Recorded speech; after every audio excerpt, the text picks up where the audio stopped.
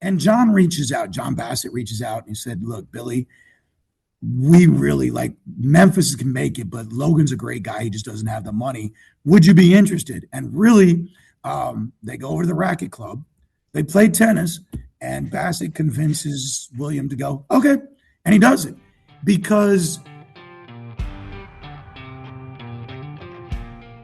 Today on the sideline, I'm chatting with the author of the brand new book, The Memphis Showboats, the USFL Team, and the city's fight for Major League status. Dr. Keith B. Wood is up next.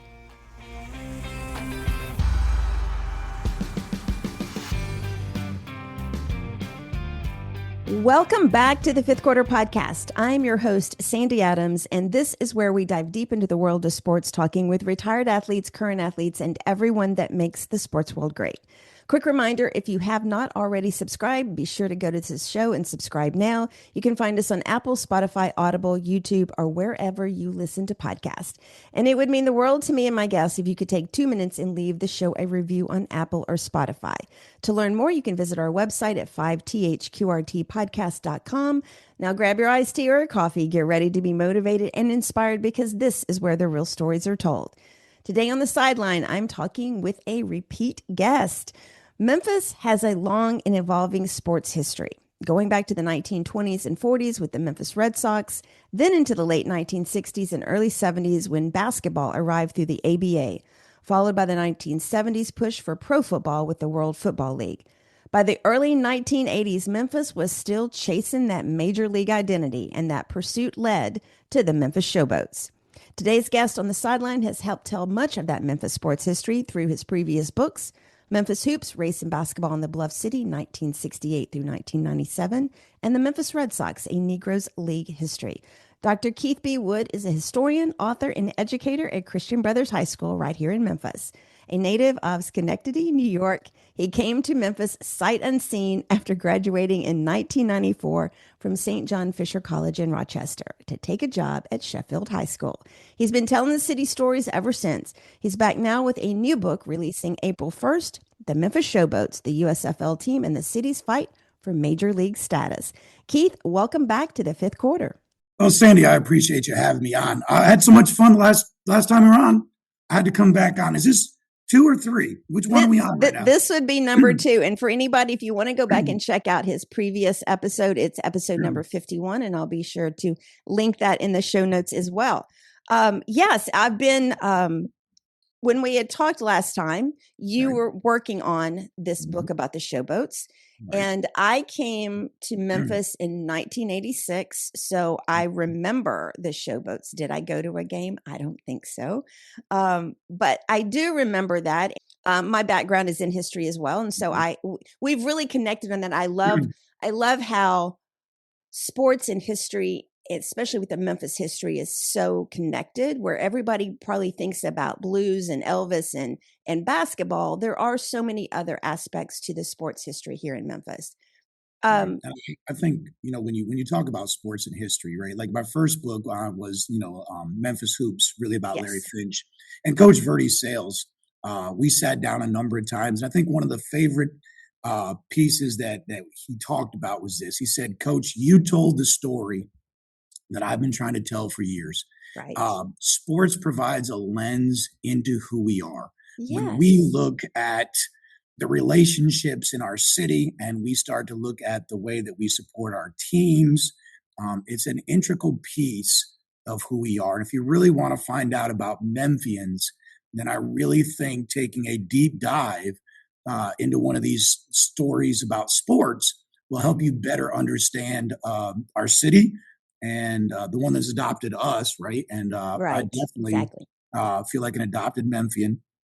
You did a really good job pronouncing Schenectady for upstate New York. Very Dutch name, so I'm very proud of you. You did a great job. But this adopted hometown has some great stories, and I think the Showboats is a great way to look at how many Memphians sometimes feel like we're we get treated like we're a minor league city, and this is more of a major city, right? And I think this story is a way for us to look at Memphians' push to really be considered as major league.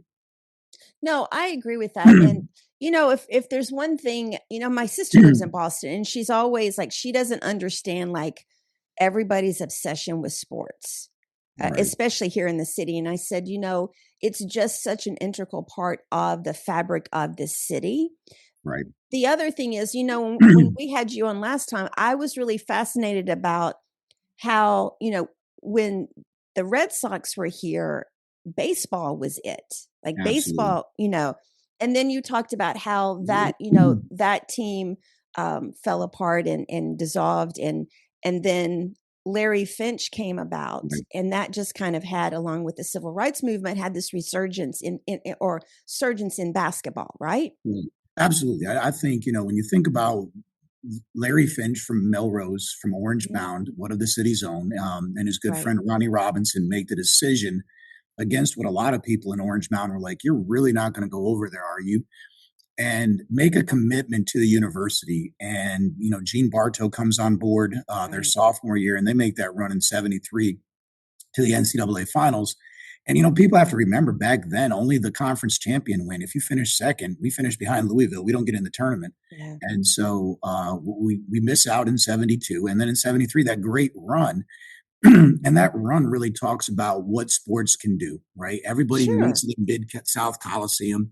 And I mean, if you just listen, on social media or, whatever outlet you're plugged into, Right. there's a longing to go back to the Mid South There Coliseum. really Why? is.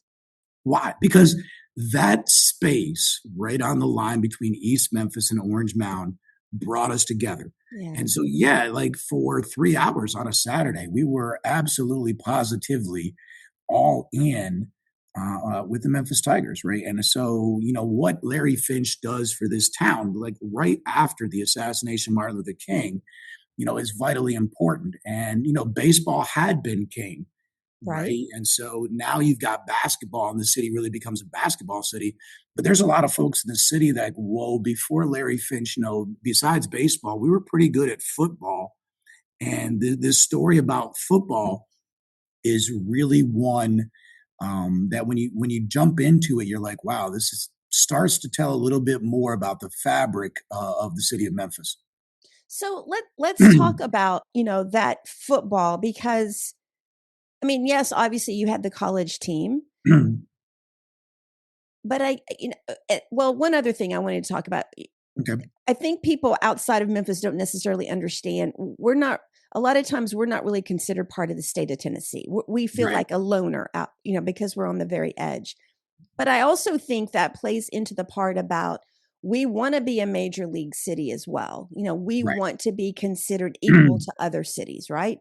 And so we have this, I guess, chip on our shoulders, right, you know? absolutely, So let's talk about let's talk about the story of football right. before the 1980s, before the showboats. Let's talk about how the story of football kind of grew in the city of Memphis.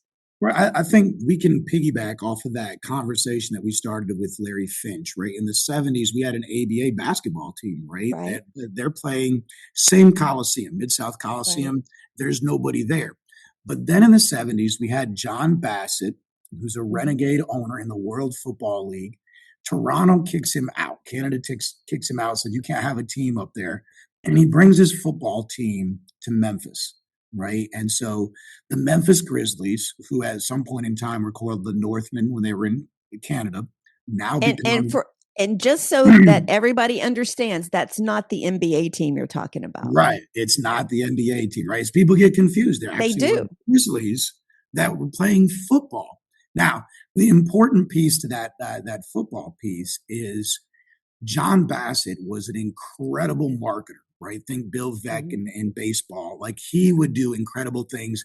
Elvis was at every game, right? Isaac Wow. Hayes was at every game. After the games, there'd be events down at Graceland, right? Like so, the city stacks Elvis Yeah. together, and we signed Larry Zonka, Jim Kick. Like we had dudes. We took three of the best players from the Miami Dolphins' undefeated season, signed them, brought them to Memphis. Now, how big of a city or how big of football fans was the city of Memphis or Memphians, right? And so the answer is it was huge. Like every weekend when the Grizzlies were playing games, you're talking between 45 and 50,000 people in the Liberty Bowl. Whereas the Wow. ABA, right next door in the Mid-South Coliseum, Yeah. we're lucky to get 1,000, right? So legitimately, one could argue in the 1970s, football, professional football, was much bigger. And in fact, in my book on Memphis hoops, I actually argue that one of the reasons why the city of Memphis and Memphians bought stock in the ABA pros was that if the ABA pros dissolved Yeah. in the early 70s, then what would that do for Memphis's chances to land and hold a football team? And so there's a solid argument that many Memphians only supported the ABA just so that we would have a professional team and we could prove we could hold one. Right. Now, we only have the World Football League for 2 years. The first year, we're one game in the semifinals away from the World Football League championship. And then in the second year, we're about 6, 7 games in, and the league folds.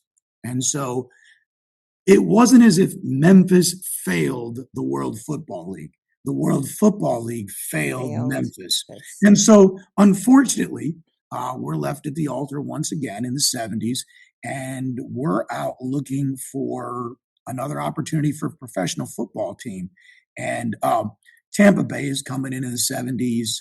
You've got Seattle, and Right. we're trying to figure out how can we, as Memphis, get into this mix, right? And we've got this beautiful stadium behind us, and we're like, this stadium, it's an NFL caliber stadium at the time in the 1970s and early 80s, 60,000 people, right? Like, Right. so if you can get 60,000 fans, we're larger than a number of NFL teams, and Sure. we are using our success in the World Football League to argue that it's time for the NFL to step up, open its doors, and allow Memphis in the front door.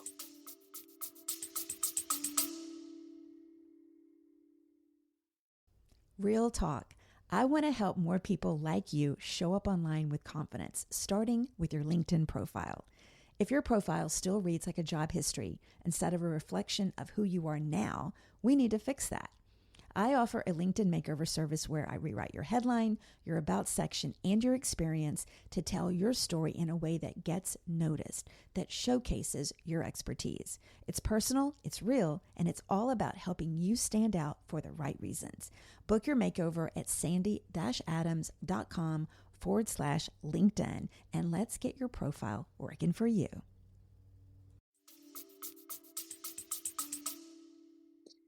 And what was the NFL like? What was the NFL's reasoning for not giving Memphis a team at that time? Yeah, I think really Pete Rozelle defended the Shield. Like the NFL to him was his baby, right? Like he was Right. going to, you weren't going to get in because by the time you hit the 1970s, and actually definitely by the 80s when the USFL breaks out in 83, TV money is starting to change the nature of professional sports, Yeah. right? And so Rozelle actually moved the NFL headquarters to New York City to be in the middle of the marketing, right? He wants to be Right. right there at the center, and he's moving and shaking with ABC. You got Monday Night Football that starts in the 70s, right? You're talking about ABC as Monday Night Football, CBS and NBC have got now contracts and they're competing, Right. and that money is getting bigger, right? So as the money gets bigger, Rozelle becomes very defensive about who gets to get in. It's not just the old boy network; it's the old boys that are defending the Shield. And is Memphis really worthy to get into that? And for years, Memphis has hosted exhibition games, right? We would have Archie Manning come in, who's an Ole Miss guy. We're like, look, if we'll pack out the Liberty Bowl. And in fact, when New Orleans gets a NFL team, at the same time, New Orleans had exhibition games, and Memphis was putting more fans in the Liberty Bowl than they were putting down in Tulane, down in New Orleans, right? But Right. New Orleans gets a little quid pro quo on some antitrust exemption. Yeah. And so politically, we just get beat, right? We get beat to the punch. Right. And what can Memphis and Tennessee offer, right? Because remember, the Titans aren't here. They're still playing in Houston as the Oilers. And so, it's really, Memphians keep making the argument that we've got the facilities, we've got the fan base. Why do we keep getting left at the altar? And that's when, the USFL comes into play. So let's talk about the 1980s and just what Memphis was like economically and culturally at that time, and how that all happened with the creation of the Showboats. Right. So really, one of the biggest boosters for the city is actually an Alabama booster, Logan Young, right? And Logan truly believes that Memphis is worthy of an NFL team. And he's trying to find a way to get into the USFL, right? So David Dixon comes up with this league, and it's got an opportunity. It's a little different. It's going to play spring football. And we really didn't jump in 82 when they had the first seasons in 83. We're sort of still on the fringes. But John Bassett is in 83. And John Bassett, like we said a minute ago, was the owner of the Memphis Grizzlies in the World Football League. And following the 1983 championship game, which took place out in Denver, Logan Young is out there and John Bassett steps to the plate. Bassett steps up and said, look, I was in Memphis. It's a great city, right? The difference between the World Football League and the USFL is this. In the World Football League, I had more money than every other owner, and the league just was doomed to fail. Sure. He goes, I'm in the USFL, and I'm one of the guys I don't have as much money as a lot of these guys. So this league is going to be salient. It's going to last. And the city of Memphis is going to be a great place. Because when I was there in the 70s, they supported the heck out of football in Memphis. And I think John Bassett should really be given credit for Memphis getting an opportunity for the USFL. So let me ask you this. So the USFL came about. Was it because the owners felt like they were just people that did not get an opportunity from the NFL, and they just chose to form their own league? Right. There are a lot of teams and cities. Now, there are a number of places like the Michigan Panthers played in Detroit. You had the Philadelphia Stars that played in Philadelphia, shared with the Eagles. But there's other cities that just like Memphis, wanted an opportunity to be major league. San Antonio didn't have an NFL team. They're going to end up with the Gunslingers. There's some great names. The Breakers start in Boston, and they're sharing space with the Patriots, but then they move to New Orleans and they're sharing space with the New Orleans Saints, and then they go to Portland, right? So there's movement, right? There's some fluidity of teams in the USFL, but here's what they're doing. They're playing football in the spring. And one of the things that's unique is this. American sports fans, you've got football's the fall. Right. You've got baseball really, it starts with spring, but most fans, are going to watch it summer and then through the fall classic, right? And so in the spring, you've got college basketball, but remember the NBA in the 1980s isn't the juggernaut that it is today. Exactly. Right? The merger just took place with the ABA. Magic Johnson and Larry Bird are sort of creating this. Do you realize that when Dr. J and Magic Johnson played for the NBA championship, it was satellite delayed. It wasn't even live. This is the NBA championship. I mean, we're watching 4 different NBA games at the same time on ESPN, TBS, TNT. This is not that. I know. So here's this space of the spring. And man, Americans love football. Baseball used to be the American pastime. By the 1980s, Pete Rozelle and that Shield have taken football, and no longer is baseball the American pastime. It's football. Right. And so with these ideas, right, let's create this spring football. Let's create an option that's going to have NFL level players in cities, many of them like Memphis, that have a chip on their shoulder. Right. And let's see if we can compete with the NFL.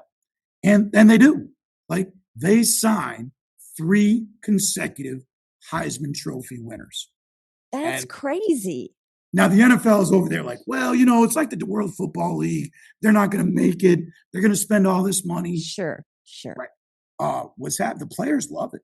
Absolutely love it, because when the players are signing with the USFL for more money, the NFL only has one choice: put the money on the table. Right. Watch these guys go to the USFL and make more money while the NFL slides. And there's really some interesting dynamics between the USFL and the NFL over the 3-year period of time that the USFL exists.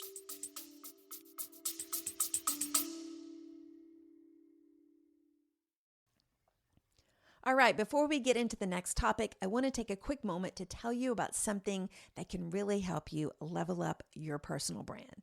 I've created an exclusive new book called The Visionary Personal Brand Playbook. It's perfect for those of you who have big goals but aren't exactly sure how to make your brand stand out, or for that matter, where to even start. It's packed with actionable tips that you can start using right now, today. If you're interested, head over to my website at sandy-adams.com/playbook and grab your copy. Now back to the show.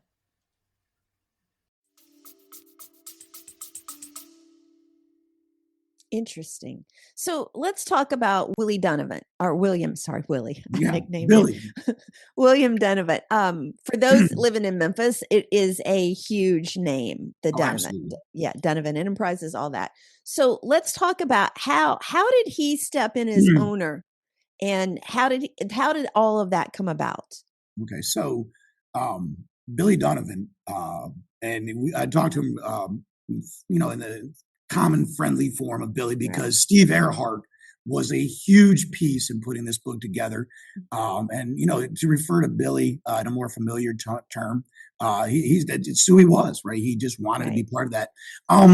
Billy Dunavant had played tennis for years with John Bassett. In fact, the Memphis tennis courts would be over right off of, oh my gosh, why am I drawing a blank? Right off of Aaron. And it's the Memphis tennis complex was Billy's. He brought Major League Tennis to Memphis, right? And he and John were friends. And, Logan Young had done the yeoman's work to get the USFL to Memphis. To be honest, Logan didn't have the money that Billy Dunavant is. And so the Dunavant enterprises are huge.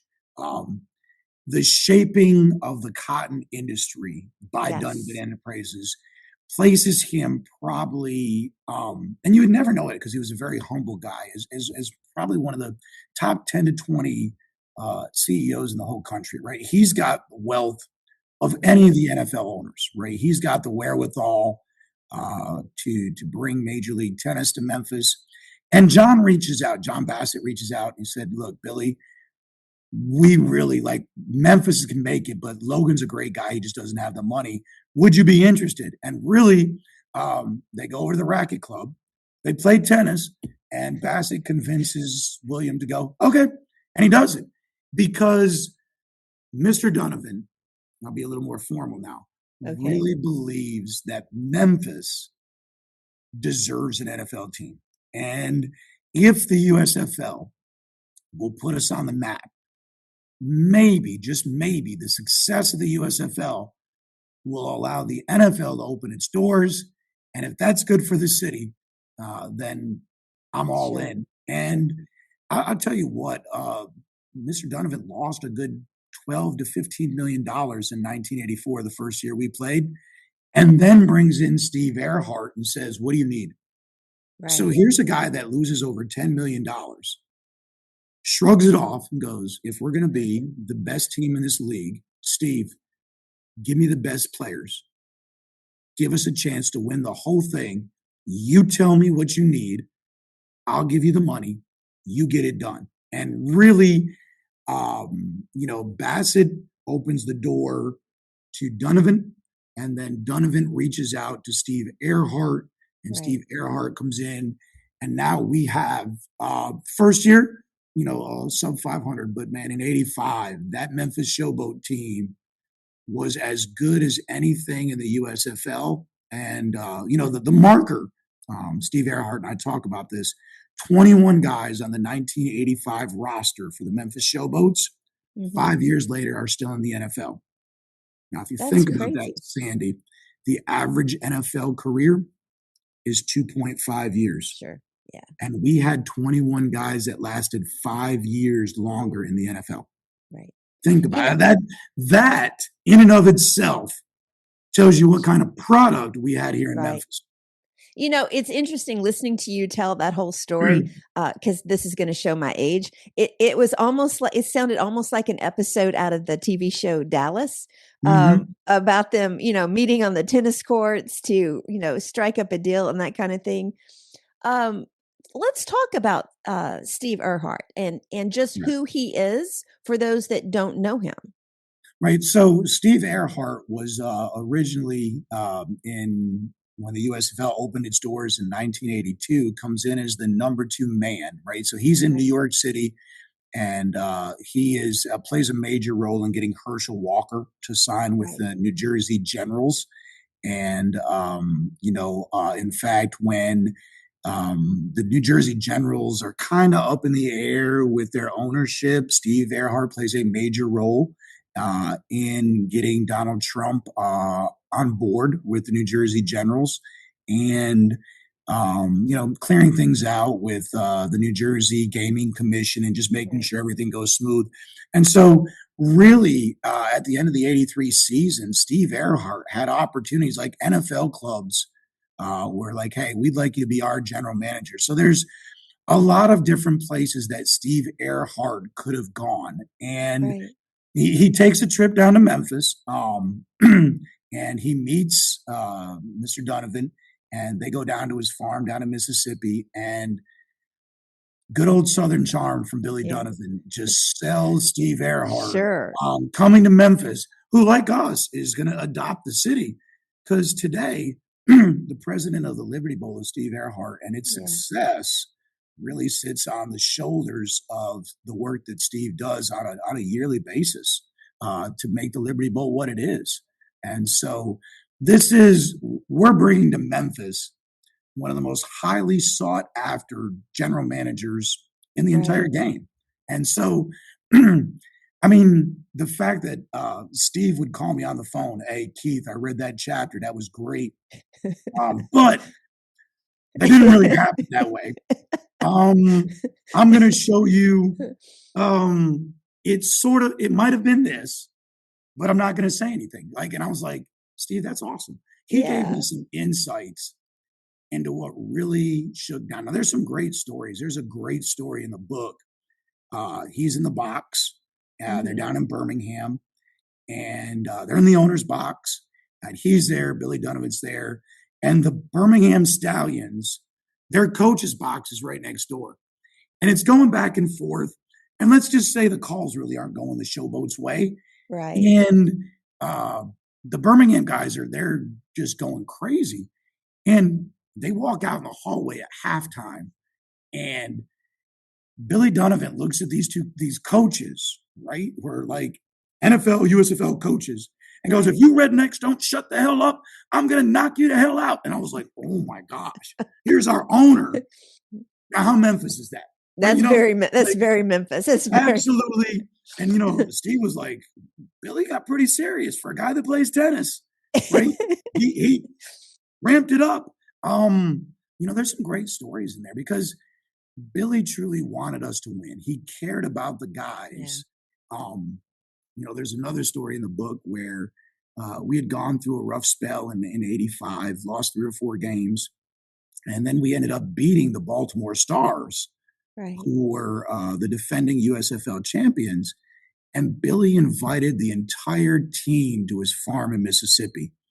And Steve described it. He said, Keith, I want you to imagine 70 grown men at Disney World. Because Billy brings out like these water ski-doos and all that. So you're seeing like Reggie White alignment on a lake, on a ski-doo. And these are like, they look like little kids. That's And crazy. it was nuts. And so, you know, I'm interviewing Walter Lewis, who is the quarterback for the Showboats. And one of the things that he recalled was that day. He said, I can tell you about Mr. Dunavant, and here's how I'm going to tell you. He cared about us as people. Right. Absolutely. He goes, there's some other people, maybe, I don't know, maybe not so much. Mr. D, when he brought us to his farm and he gave us the keys and said, hey, you guys won, it's all yours. Enjoy. Right. He goes, I can tell you right now, if Mr. D was still alive, I could pick up the phone, talk to him, and he would still take care of me. That, like, you see a lot of owners.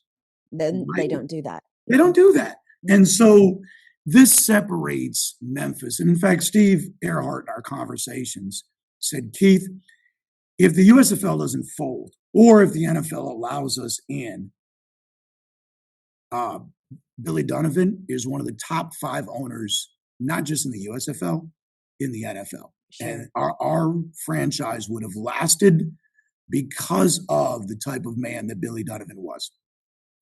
You know, it's interesting looking back on everything, and from my perspective, it almost looks like we have the means, we have the passion for professional sports.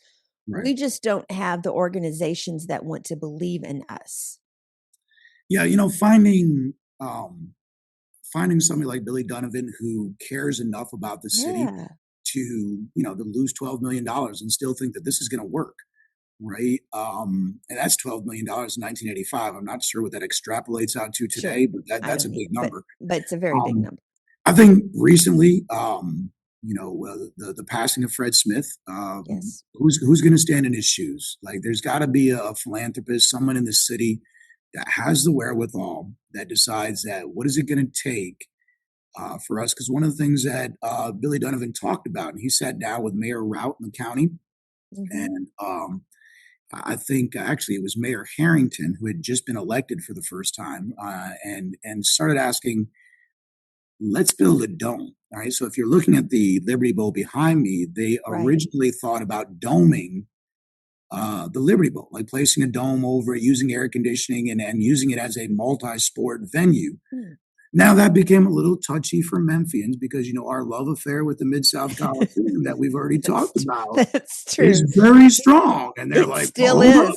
I mean, it's still standing. Nobody's torn it down. Right. And there's still people that want to, you know, like the soccer folks were talking about taking down the Mid-South Coliseum and putting up a soccer field that pays homage. Like, whoa, you're not talking about desecrating the Coliseum.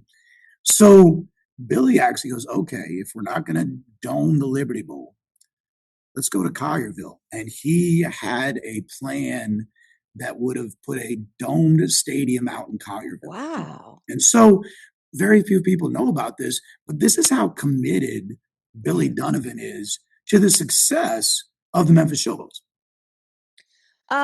So let's talk about, because I mean, we could get all into, because I've already got ideas in my head about other stuff. So, but let's talk about the coach. So Pepper Rodgers was brought in as head coach. Pepper Rodgers is the Atlanta Journal-Constitution said that. I mean, first, actually, what a name! First, what a name, Pepper. Pepper Rodgers, right? So Pepper Rodgers, the Atlanta Journal-Constitution says we actually named our franchise after our coach because Pepper Rodgers is a walking marketing. I mean, he's he is. For Memphis fans, he's John Calipari of football, right? Yeah. He absolutely got his success first at Kansas University, slid out to UCLA, was successful at UCLA as a college football coach, coaches at Georgia Tech. And to tell you who Pepper Rodgers is, Pepper Rodgers rode in on a Harley, practice at Tech. And like, he was absolutely a player's coach. Like, guys love to play for Pepper. And for fans, you know, on your show, there's going to be some fans that were in the Liberty Bowl and watched Pepper. We call those Pepperisms. And what they would do is he would have plays, and you'd be like, where did this come from? But it kept defensive coordinators on the other side. Like Pepper Rodgers was a big wing T guy at Kansas, UCLA, and Georgia Tech. Right. And he feels a little more pro set with the program when he gets to Memphis. And then there really is hanging over his head. He was successful at college, but can he really do the pro game? Yeah. And so there's some questions. But he was so charismatic. He absolutely, when the Showboats had a parade on Beale Street, he's front and center grabbing the microphone. Oh, we love you guys. The Showboats take the Dream Girls, the cheerleaders, they go out to the Hickory Ridge Mall. He's there. Like everywhere the marketing is, Pepper Rodgers is there. He didn't just grab a clipboard, go behind his office door, and work about X's and O's. He worked the city, loved the city, and you're going to see him come back. I believe, if I'm not mistaken, in the 90s, he's coaching the Mad Dogs, right? So he stays in Memphis. Great guy. And he was a bit of a gunslinger, right? Which fits the motif of this Showboats, right? So Sure. I spent some time in the book talking about what was a showboat. It was like this floating entertainment that came down the Mississippi. It was. It was wild. Folks were, in spurs, still holstering a gun.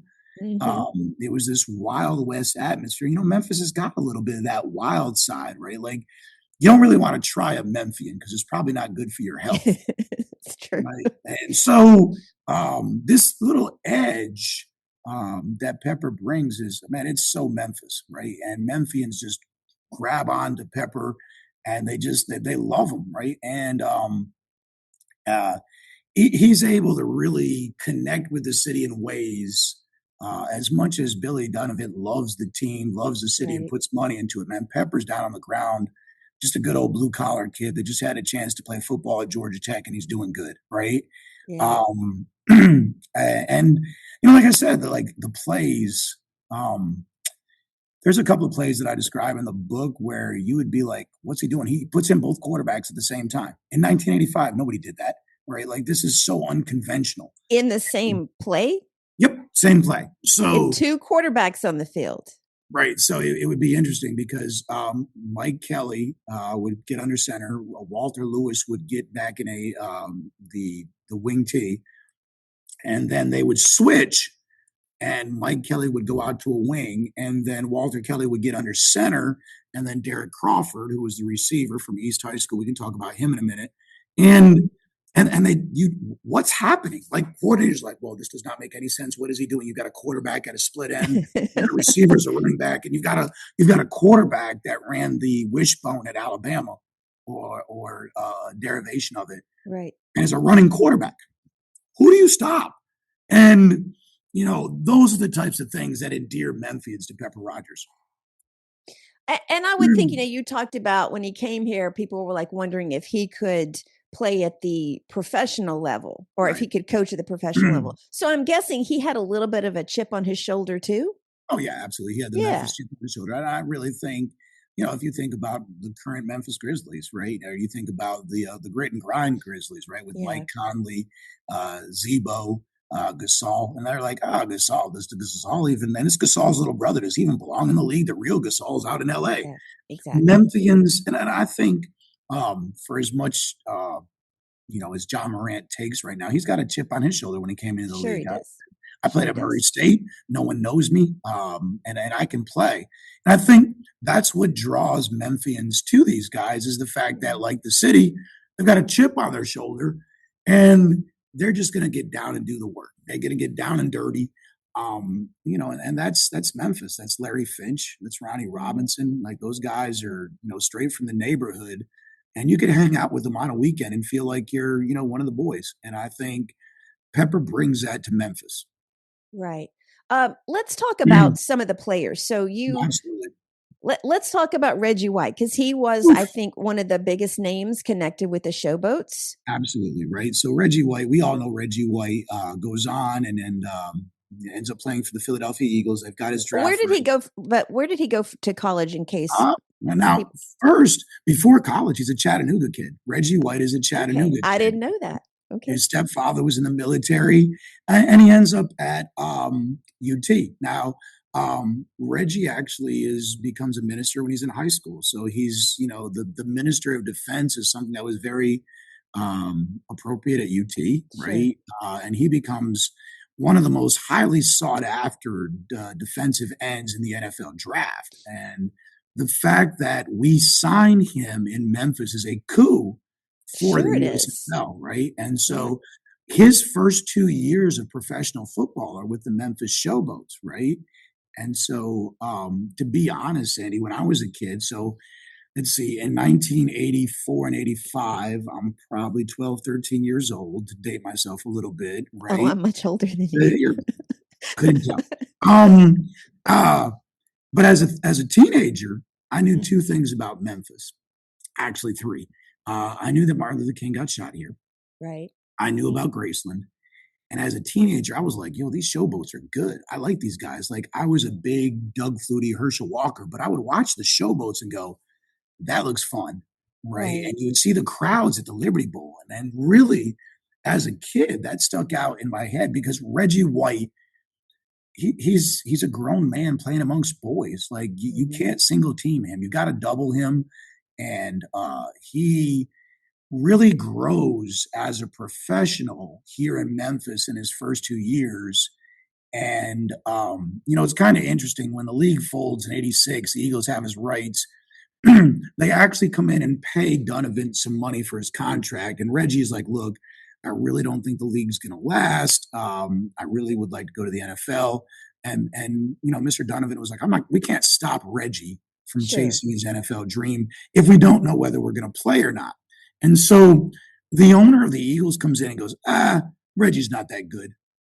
I'm like, what? Reggie's not that good. He's the best defensive end you guys ever had in the club's history, right? And what it speaks to is the fact how the NFL looked down on the USFL. But what Reggie White's talent speaks to is how good the talent was in the USFL. And remember, Reggie White simply tackled Doug Flutie and ended his USFL career.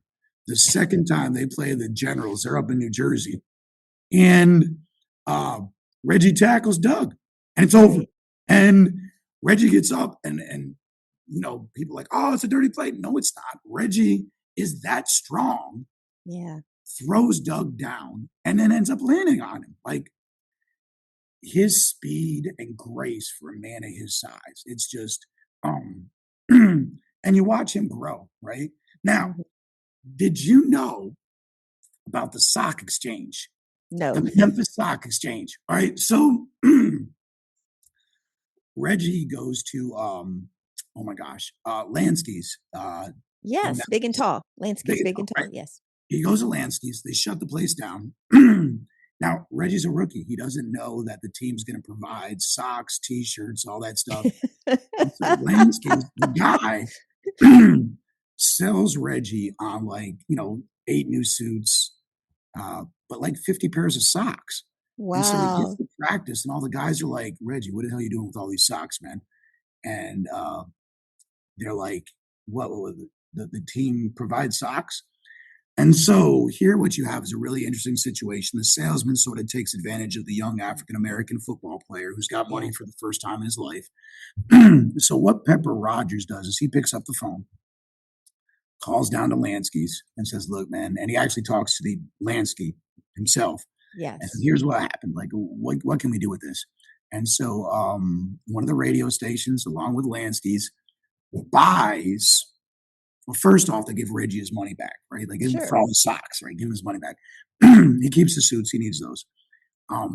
Buys socks and gives it out to the first 20,000 fans at the Liberty Bowl for the next home game. And so if you remember in the 1980s in the NFL, the New York Jets had the New York Sack Exchange. Well, on a play on that, Memphis Showboats now have the Memphis Sock Exchange, and they would take socks and weigh them. And what Pepper did was he took a moment where a young black professional football player probably got taken advantage of. Yeah. And he taught Reggie how to laugh at himself, but then use that. And the fans, so after the game, he's signing socks. There are people all over Memphis that have socks That's with Reggie White's crazy. name on it. Yeah, Now there's a story. Like that's so Memphis. It's some socks. Like I seriously. know. It is. It And is. really, um, in 1985, the second year of the Showboats, we end up getting this running back from Denver. His name is Harry Sidney. And he's coming out the tunnel for the first home game, and he's looking around at his teammates, and he's talking about this when I interviewed him. He said, "Why is everybody waving socks?" It's just become like that's Memphis. And Reggie White, like fans just attach themselves because I mean, you're sitting in the middle of the Bible Belt. Here's the minister Yeah. of defense. Like you're not going to hear him cuss. And he's going to probably knock you into next week and, take out Doug Flutie, but then, going to get up and with the love of the Lord, love you, right? Like it's Reggie. Like he's endearing to Memphis. And, Sure. his first 2 years here, that was awesome. Now, did you know about his teammate, Duncan? So No. there's a kicker. Let me make sure I get his first name right because I don't mess up his name. I don't want to mess that up. Alan Duncan. Alan Duncan. Okay. So Alan Duncan is a kicker at the University of Tennessee. So he plays with Reggie in college. Right. Alan's parents are missionaries. So he and Reggie are great friends from UT. Sure. And Alan comes in and he absolutely dominates, right? He's doing a great job kicking extra points, field goals.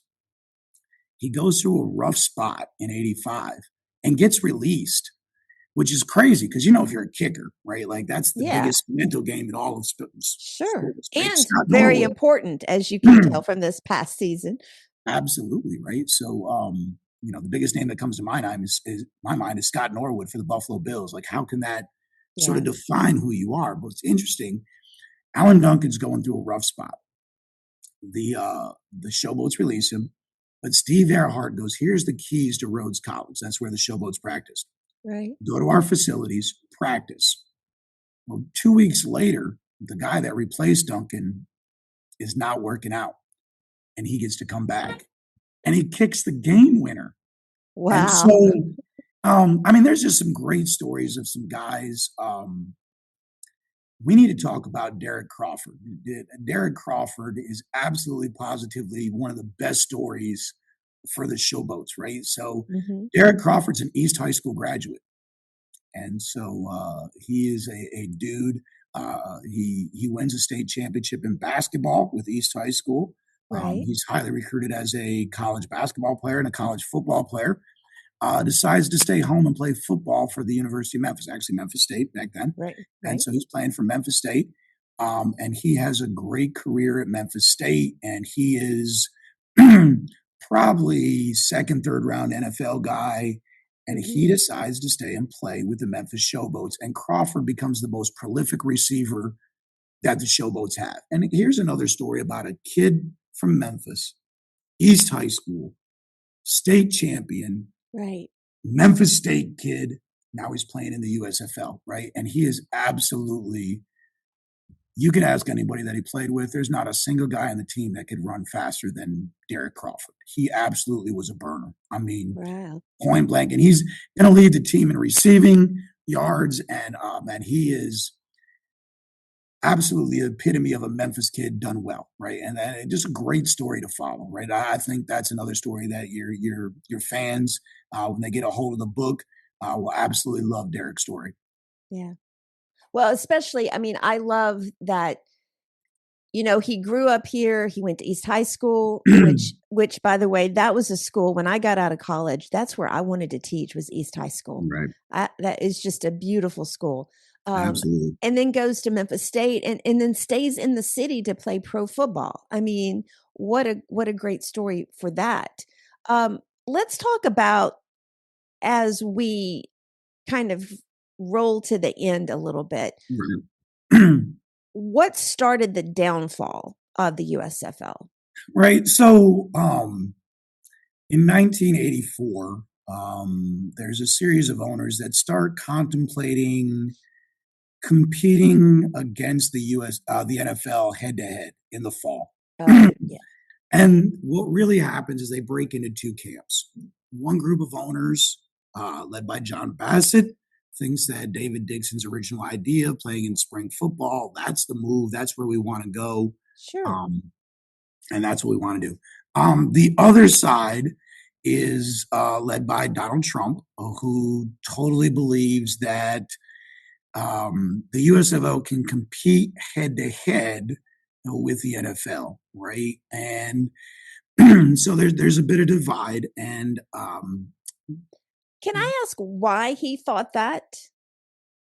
yeah, there's a lot. Like there's a book by Jeff Pearlman who really describes. It's called Football for a Buck, and it's a quality book, but I think Pearlman really was using it more as a political diatribe, sort of an attack on Trump.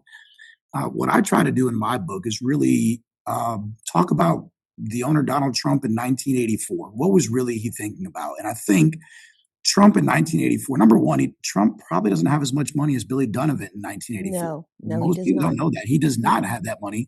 He's on the rise. And in fact, many of his friends would tell you that his success in the USFL actually helped propel his real estate dealings in New York City, right? So one, in New York City, when you get the back page of the Post, that means you've made it. And Donald Trump tried to be on the back page of the Post as much as possible, right? And so this, by going and head to head, Trump truly believed that either the NFL would fold and pay the USFL this antitrust lawsuit, or the USFL would fold and allow 4 teams in, one of those being his New Jersey Generals. And this becomes, and to his credit, that one of the things that I really, admire is that he doesn't quit and he doesn't take no for an answer. Like, he truly believed that playing in the fall would work. Now, if we go back to Memphis in 1984, Memphians were not a big fan of Donald Trump in any way, shape, or form. And what's really interesting about that is when the Generals come to Memphis, there's an article in the paper, and Donald Trump says, well, I've got Doug Flutie. He's the best athlete in the entire USFL. Cities like Memphis should pay more money for their tickets so they can help pay Doug Flutie's salary. And Memphians were livid. And they were like, this guy from New York, he really thinks we're going to give him money. And there's this whole editorial that just talks about what Donald Trump should do to cover his bills, which really shows you that Memphis has this, I don't want to say it's a small town, but it's not a big city, New York. It's not. And it's a small, I call it a small, big town. Right. And I've heard people say it's the biggest small town you ever come to, right? And that's a term of endearment.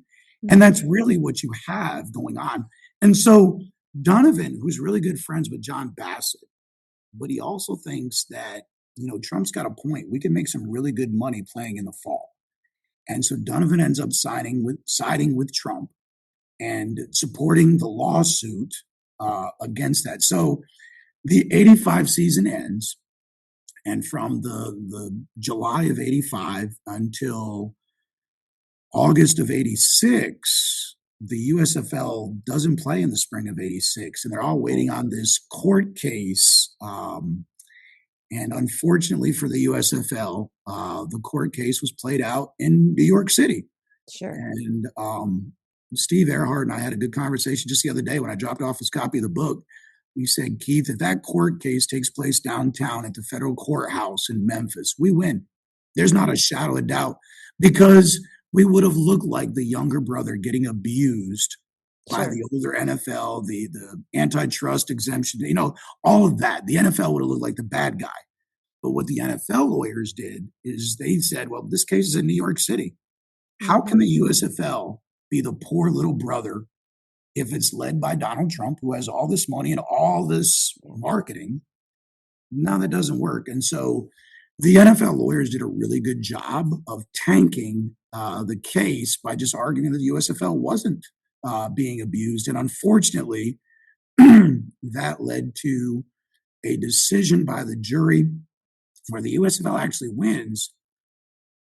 They won $1. Wow. And according to the law, you could treble that. So the judge did. So the USFL actually Yeah. won $3. And when the USFL won $3, so many of the franchises just couldn't make the 1986 season work. And in fact, when the court case comes out, Trump immediately sells the Generals, cuts ties, and moves on. Billy Dunavant and Steve Ehrhart actually suggested, why don't we just go with 6 teams? Let's still play. But they couldn't get enough support to make that happen. So is it fair to say that, I look at it and think if you continued to play in the spring, you could have built up more equity, so to speak, and had more success. And then Absolutely. maybe 5-10 years down the road, then you go and try to do it in the fall too. But from my standpoint, it looks like the greed and other aspirations is what pushed that lawsuit. Yeah, I really think, if the lawsuit gets played out in Memphis, we're a small city, right. we are being abused by the NFL, who's using their Right. antitrust exemption to demoralize and diminish the value of the USFL. That argument, if you get 12 jurors from the city of Memphis in that jury box, Sure. that sells. Yes. It didn't sell to 12 jurors in New York City, No. right? And so I think, in fact, what's kind of interesting, if you study the NFL, when the NFL actually did a mock trial, Mm-hmm. they lost the case, like with losing like millions of dollars. Right. And so the NFL didn't think they were going to win this case. And so should the USFL have won the case? I believe so. Could the USFL have been successful in the spring? And I think the answer is absolutely positively. Just like we said, build up equity, Yes. keep the fan base. The picture you have and see my background, which is crazy. It's completely packed. That is the USFL semifinal game against the Oakland Invaders, which is a great story in and of itself. Bobby Hebert, the quarterback of the Oakland Invaders, says, I played in the NFL after I got out of the USFL. I never was around a more raucous crowd than what I faced in Memphis on that July afternoon. We're there. It proves we are an NFL city. We're there. We've got the ownership. Steve Ehrhart put together the lineup. We got guys like Reggie White. We've got Walter Lewis, Derek Crawford, Harry Sidney. We got dudes. We're loaded. We got the team. The city's behind it. Just look at the picture. Yeah. And unfortunately, they wanted to test the waters in the fall, and it failed. Like you said, play a couple more years in the spring, and if the USFL keeps getting Heisman Trophy winners and top 10 picks, think about some of the guys in the USFL. Steve Young played for the LA Express. That's crazy. Jim Kelly, Buffalo Bills, 4 straight Super Bowls. Houston Gamblers quarterback.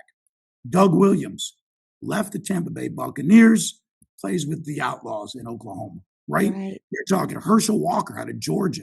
He's playing with the Generals. You're talking about stacking players. Amazing players, just not average players. Yeah, you're not just talking about a guy that did, but they weren't going to make an NFL roster. These guys that would have been starting in the NFL are playing in Memphis at the Liberty Bowl against our Showboats in crowds that look like that. Yeah, so that's it's a great story. I mean, it was fun to write, like absolutely. And all the players that I interviewed absolutely had a great time in Memphis, Tennessee. And that should be, I was listening to I was reading something about, I guess it was Draymond Green or whatever his name is with the NBA talking about how nobody wants to come to Memphis. I just think those are spoil sports. And if people really see the city, they're going to love the city. All the good, bad, and ugly. When, Mark Gasol's here, Powell comes here, Mark stays here. Mark goes to Lausanne and, has a solid high school career, goes over to Spain, gets his game ready. And loves it here, right? Like Mike Conley, you talk to Mike Conley, absolutely Zach Randolph. Like, here's a guy that everybody threw away. That Yeah. he's got too many problems. That Memphis was like, come on, grit and grind, buddy. We got you. This is it. We're gonna. And Memphis loved the heck out of Zach Zebo, and Zebo loved him back. Like, he's over there paying folks MLG and W bill in the middle of winters when they don't have money. And everybody's like, well, that's the type of guy that smokes too much weed and he's not a good guy. Like, all those labels. But think about it, that when we start labeling these guys, isn't that how we as a city are labeled? Well, sure. Right. Exactly. Like this backwater 2-horse town that can't be Yes. major league. In fact, with the Memphis Showboats proves without a shadow of a doubt that we can be major league if you give us a chance, right? The hardest part of the book was writing the epilogue, as far as not finding the information, but just how many times heartbreak keeps coming back, right? Like, the CFL comes down, the XFL, you start naming all these leagues and everybody's in and then they're out. And, the psyche of the Memphian is just like, man, what's going to happen the next time, right? And in fact, Sandy, to be honest, I mean, how often do we hear today that the Grizzlies, everybody, you said Draymond, like he's talking about who wants to come to Memphis, which is what a ploy to take our team and put him in Nashville, right? Like what? In fact, that happened. Like, Bud Adams brings us Houston Oilers. Yes. And they're supposed to be here for 2 years. The Liberty Bowl, I went to the Liberty Bowl to watch a Tiger game, and they had painted the entire railings that Oiler blue. And I was like, oh, this is ugly. That's not nice to see. Like, what is this doing here? Like, I don't get it. And I got really good seats, like, right, because no one's going to the games. Right. And then Bud Adams gets so mad at Memphis, he picks up the Oilers and moves them to Vanderbilt for a year. Says, I forget Memphis. It's terrible. And wants to know whether we want to go watch an NFL game in Nashville 3 hours away. You mentioned it earlier in the podcast. Most people in Tennessee would like to take the city of Memphis, lop it off in the Mississippi River, maybe float it down a few miles. Exactly. No, this is Memphis. This is who we are, right? This is Memphis, man. I mean, it is what it is. Like, it is. You got to embrace that. And I think for those years, 1984, 1985, Memphis embraced the hell out of itself, embraced football, proved that it was absolutely an NFL level city to the world. And that's, unfortunately, the USFL folds. Now, what could have been if we weren't? And I think that's the story that this book tells is definitely that. And I think that theme right there, what could have been, seems to be something that follows Memphis quite a bit. Right. Through every decade, the what could have been thing. So, okay, your book comes out April 1st and for sale, and put it right in front of you. Put the book right in front of you. No, drop it. Well, there you go. I'll put a link into the show notes. You can find it on Amazon and where else? Locally in Memphis? Novel has copies. Oxbow, right off of Poplar, has copies. Yes. And love if you're fans, check out my website. It's www.keithbwoodauthor.com. Got a ton of stuff on there, and great stuff on the Showboats. In fact, if they missed the conversations about the Red Sox or the Memphis Hoops, those things are there. And man, totally appreciate, Sandy, all the work you do for the city of Memphis. Absolutely. You were one of the biggest boosters that this city has for, Tiger athletics. Thank then you. I just, when I told you earlier, when I follow your social, I'm encouraged, right? Like, it's an encouraging word. It's uplifting. And I think that's what these stories can do. These stories can uplift Memphis and remind us that we have meaning, that we are major league, and that we belong in these conversations with the big boys. So definitely appreciate your time and your love for sport here in the city of Memphis. I got 5 flash flyer Q&A questions for you, little fun ones. Coffee or tea? Neither. Actually, Mountain Dew Zero, which is bad. Okay. I like Mountain Dew too. Okay. Early bird or night owl? Early bird because I teach. It's just the That's nature of the right. beast. That's right. What athlete would you most like to have a chat with? Verdell Mathis from the Memphis Red Sox. I got to chat with a lot of the guys in this Yeah. Memphis Showboats, but Verdell Mathis is probably one of my heroes after writing that book on the Memphis Red Sox. I'd love to just Okay. sit down and talk baseball. Okay. The most recent movie Oh that you've loved? my gosh, jeez! This is sad. I spend so much time reading, and I'm working on my next project. Ah, man, I'm going to take a pass on that one. I just started the movie Sinners just Okay. because. Oh, and in that case, my 26-year-old son who's autistic said I had to go see that with him, and I absolutely will. I'll double down on that. That is Yeah. absolutely a great Just the whole movie. filming, like the acting, the music, everything. And I'm halfway through it, so I haven't finished it. Oh, Okay, best Memphis food that you like right now? oh, absolutely, without a shadow of a doubt, I've got to go with barbecue. Right? Absolutely. The city of Memphis, we're hosting the 2026 Jerry Malloy Negro League Conference, and we were talking about the menu. And I was like, if there's not any barbecue on this right here, Absolutely. there's got to be some barbecue. There's got to be some greens. Like there better be some cornbread. Like I was like, you're gonna give folks some all. They have to get fed when you get down here to So when is Memphis. the conference? It is June 18th through the 21st. Let me make sure Okay. I double check on that because I'm gonna give you the wrong date and be in trouble. And what's the name of it again? It's the Jerry Malloy Negro League Conference, Okay. and it's actually June 24th through the 28th. Okay, excellent.